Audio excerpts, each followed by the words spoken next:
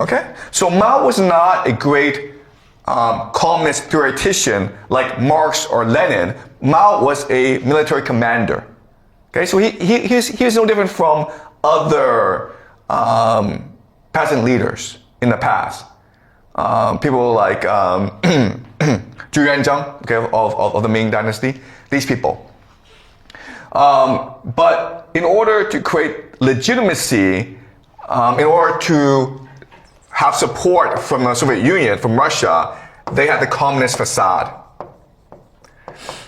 Okay? And also communism provided a framework in order to industrialize very quickly.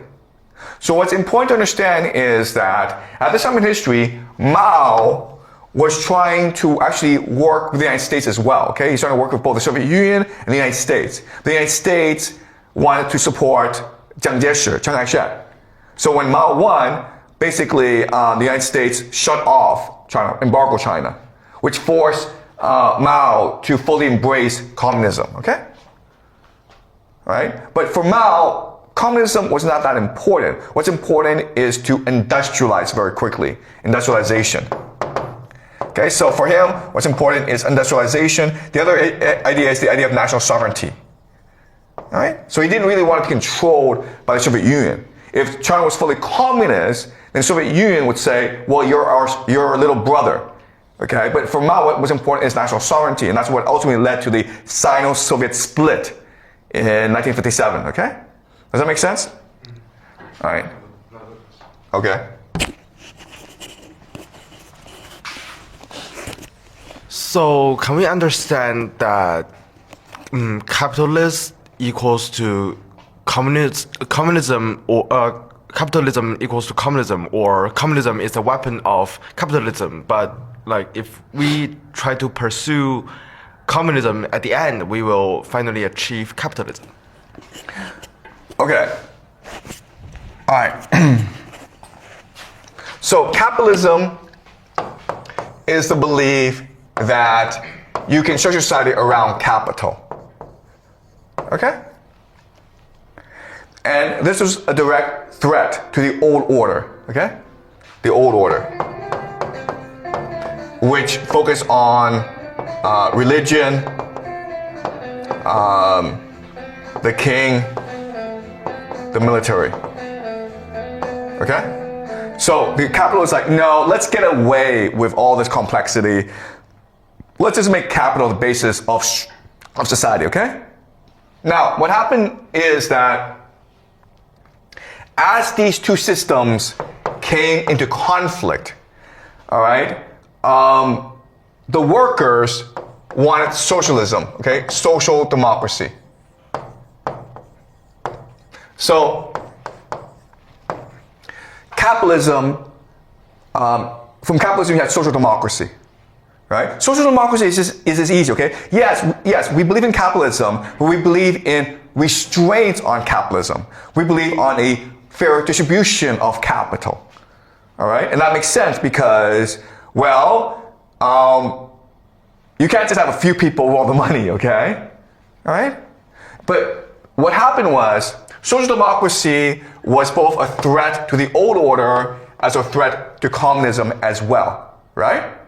So the old order capitalism, what they did was they would mutate social democracy into communism in order to delegitimize, okay? Delegitimize social democracy, to make it this into a threat against everyone, okay? Does that make sense? All right, so to summarize, capitalism is just a natural outgrowth of history, but this comes in conflict with the old order, and capitalism will give birth to social democracy, all right? Which is a natural response to capitalism. Social democracy becomes a threat to both the old order and as well as capitalism. Capitalism and the old order are also in conflict with each other. So what they do is they conspire to create communism, okay? So in the early days, communism is being supported by both the nobility and the capitalists, but for different reasons, all right? And then what happens is that because of this support, communism becomes much more extreme, which leads to Bolshevism, okay? Or revolution. Right? Does that make sense? How the system worked out. So we can't say, okay, well, they all had this plan out. No, it's actually much more organic, much more confusing than that. At first, they had communism just as a psyop, okay?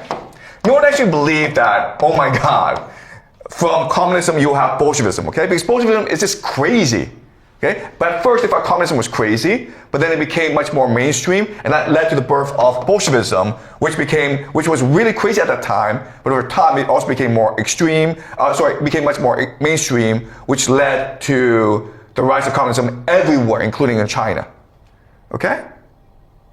So 1917,